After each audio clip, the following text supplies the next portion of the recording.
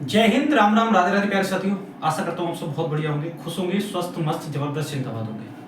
Army का notification जैसे तारीख पे तारीख, तारीख पे तारीख, तारीख पे तारीख आ रही है, इसके बारे में, और एज लिमिट क्या है इसके बारे में, सिलेबस क्या है इसके बारे में, चयन प्रक्रिया क्या है इसके बारे में हम इस वीडियो में डिटेल चर्चा करने वाले हैं। और आवेदन आपके कब से होंगे ये भी हम इस वीडियो में बताने वाले हैं।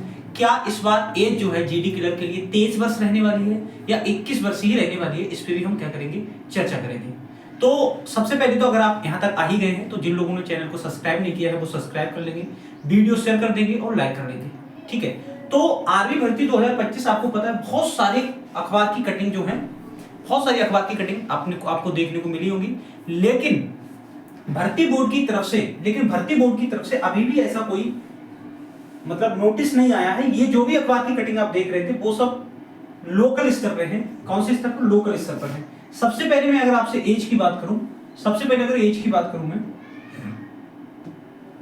जीडी क्लर्क और टेक्निकल, इनके लिए जो एज लिमिट होती है वो 17.5 से लेकर कितनी होती है, 21 साल तक होती है। 17.5 से कितनी होती है, 21 साल होती है।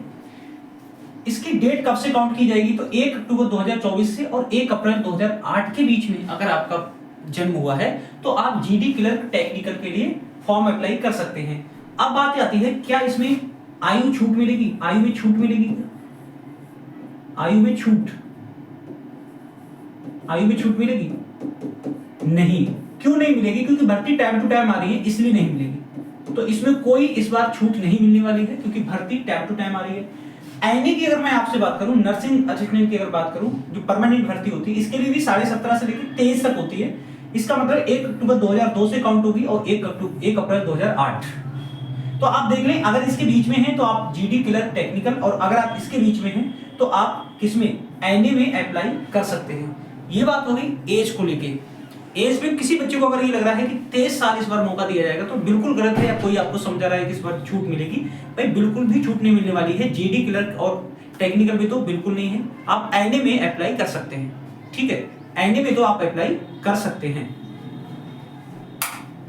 ठीक है। अब हम इसके अंदर एग्जाम पैटर्न की बात करें तो जो जीडी का एग्जाम पैटर्न होता है, सबसे पहले मैं जीडी की अगर आपको बताऊं एग्जाम पैटर्न जो जीडी के लिए होता है, किसके लिए, जीडी के लिए, ग्राउंड ड्यूटी जो होती है उसके लिए जो होता है, जनरल ड्यूटी के पद के लिए एग्जाम पैटर्न के अनुसार इसमें सामान्य ज्ञान, सामान्य विज्ञान, गणित और तार्किक विचार से संबंधित प्रश्न पूछे जाएंगे। सभी विषयों को मिला के कुछ कितने प्रश्न होंगे, 50 प्रश्न होंगे, 100 अंक होंगे, मतलब एक के लिए 2 दिए जाएंगे, पूछे जाएंगे, जिसमें प्रत्येक 2 अंक का होगा। प्रत्येक गलत उत्तर पे 0.5 काट लिए जाएंगे। अगर आपके 4 क्वेश्चन गलत हो जाते हैं तो आपका एक क्वेश्चन क्या हो जाएगा, 1 माइनस हो जाएगा। अगर 4 गलत हो जाते हैं तो एक सही वाले में से क्या हो जाएगा, माइनस हो जाएगा, ठीक है। सही वाले में से क्या हो जाएगा, एक माइनस हो जाएगा, ठीक है। नकारात्मक अंकन किया जाएगा। जनरल ड्यूटी के परीक्षा पैटर्न को निम्नलिखित में से मतलब प्रदर्शित किया गया है। जीके कितने नंबर की आती है, 15 प्रश्न की, 30। जनरल साइंस कितने की आती है, 15 क्वेश्चन आते हैं, 30 नंबर के। मैथ्स कितने नंबर की आती है, 15 नंबर की, कितने होते हैं, 30, ठीक है। और लॉजिकल रीजनिंग 5 नंबर की आती है जिसमें आपको 10 नंबर मिलते हैं। टोटल मिलाकर कितने प्रश्न आएंगे, आपके 50 प्रश्न आएंगे।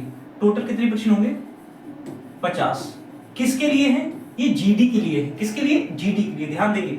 अगली अगर मैं बात करूं आपसे एग्जाम पैटर्न क्लर्क की पोस्ट के लिए, क्लर्क की भर्ती परीक्षा में 2 भाग शामिल है, जिसमें भाग 1 में सामान्य ज्ञान, सामान्य विज्ञान, गणित और कंप्यूटर विज्ञान के प्रश्न शामिल होते हैं, और भाग 2 में सामान्य अंग्रेजी विषय सम्मिलित है, जिसमें भाग 1 और 2 को मिला के 50 प्रश्न 200 अंकों के लिए पूछे जाएंगे। प्रत्येक में 32 अंक लाना अनिवार्य है। इसमें पासिंग मार्क है, सब्जेक्टिव पासिंग मार्क है।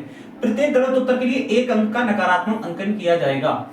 प्रत्येक गलत के लिए इसमें देखो, एक कितने का है, एक क्वेश्चन कितने का है, 4 नंबर का है, भाई 0.5 की भी इसमें भी 0.5 की निगेटिव मार्किंग है, ठीक है, कुछ भी अलग नहीं है। जीके के 5 प्रश्न आएंगे, जनरल साइंस के 5 प्रश्न आएंगे, टोटल मिला के 20 नंबर के। मैथ्स के 10 प्रश्न आएंगे, 40 के। कंप्यूटर साइंस के 5 नंबर, 20 के। और जनरल इंग्लिश के 25। जो सेकंड पेपर होगा, जब आप पहले वाला पेपर क्वालिफाई कर जाते हैं तो किसके लिए, ये क्लर्क के लिए है। अगर मैं बात करूं प्यारे साथियों टेक्निकल पोस्ट के लिए, किसके लिए, टेक्निकल पोस्ट के लिए अगर मैं बात करूं आपसे तो आप बताएंगे तकनीकी शाखा पद के लिए परीक्षा पैटर्न के अनुसार इसमें सामान्य ज्ञान, विज्ञान, भौतिक विज्ञान, रसायन विज्ञान के विषय सम्मिलित हैं, जिसमें सभी विषयों में मिलाकर कुल 50 प्रश्न कितने के, 400 के। टेक्निकल और क्लर्क में एक जैसी प्रक्रिया है जिसमें 4 अंकों का होता है और प्रत्येक गलत उत्तर के लिए नकारात्मक अंकन किया जाएगा।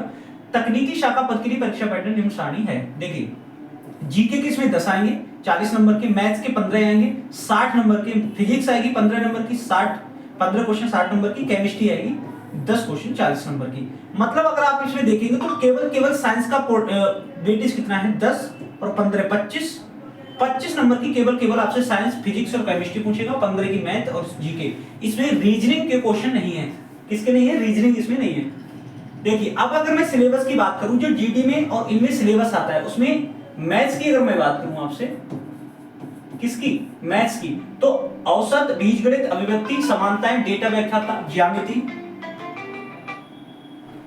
एचसीएफ, एलसीएम, क्षेत्रमिति, मिश्रण, आरोप, संख्या प्रणाली, संख्या श्रृंखला, संभावना, परसेंटेज, लाभ हानि, साझेदारी, पाइप टंकी, गणित, समय दूरी, गति, समय दूरी, गति दूरी और समय, सरल चक्रवृद्धि, अनुपात, समानुपात, समय कार्य और त्रिकोणमिति।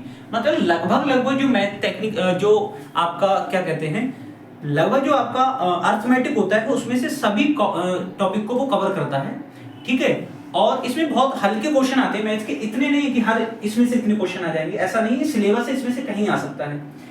जनरल रीजनिंग की अगर मैं बात करूं तो इसमें वही सारा है, वर्णमाला, समानता, अंकगणित, सब जो रीजनिंग है वो सब है, आप इसमें देख सकते हैं। देखो इसमें कोडिंग, डिकोडिंग, घड़ियां, कैलेंडर भी दिया गया है, तो इस हिसाब से आप समझ सकते हो क्वेश्चन कहीं से भी आ सकता है।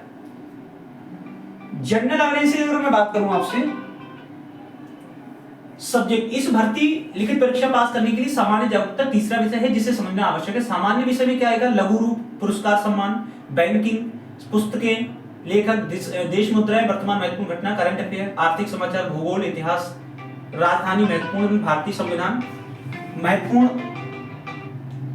महत्वपूर्ण वित्तीय विज्ञान आविष्कार और खोजें, सौर परिवार और खेल शब्दावली। ये किसका सिलेबस? आपका जीएस का है। ये किसका? जीएस का सिलेबस है।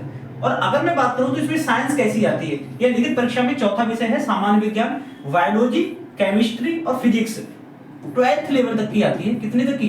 12th की आती है, इससे ज्यादा नहीं जाएगी। ठीक है, तो बहुत बेसिक क्वेश्चन आपके किसमें होते हैं? इसमें होते हैं। ठीक है, अगर मैं बात करूं आवेदन कब से होंगे तो 11 तारीख की इसमें क्या दी गई है? डेट दी गई है। आवेदन कब से होंगे? कितने तारीख की डेट दी गई है? 11 तारीख की डेट जो है। आप जब भर्ती बोर्ड की ऑफिशियल साइट पे जाएंगे वहां आपको कोई डेट नहीं मिलेगी, किसी प्रकार का कोई नोटिस नहीं है। और पहले 5 तारीख बताई गई थी, फिर 8 तारीख बताई गई, उसके बाद अब बताई जा रही है 11 तारीख।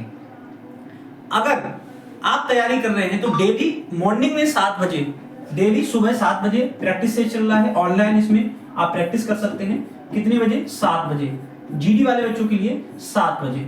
ठीक है, ऑनलाइन अभी हम किसी प्रकार का आर्मी के लिए कोई हमने क्लास नहीं कराया है, केवल इसके अलावा प्रैक्टिस के अलावा थ्योरी क्लास अभी नहीं कराई है।